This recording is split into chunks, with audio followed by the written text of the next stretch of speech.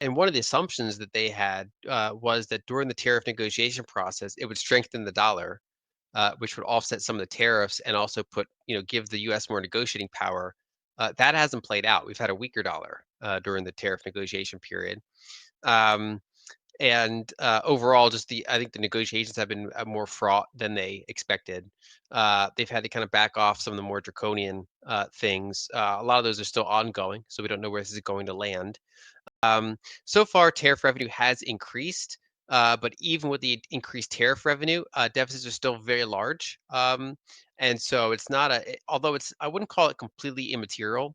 It is certainly a smaller factor than the overall structural trends that we just talked about. So you could potentially get, 100 or 200 or maybe even 300 billion in additional revenue in a given year. You're up against like a 2 trillion annualized deficit.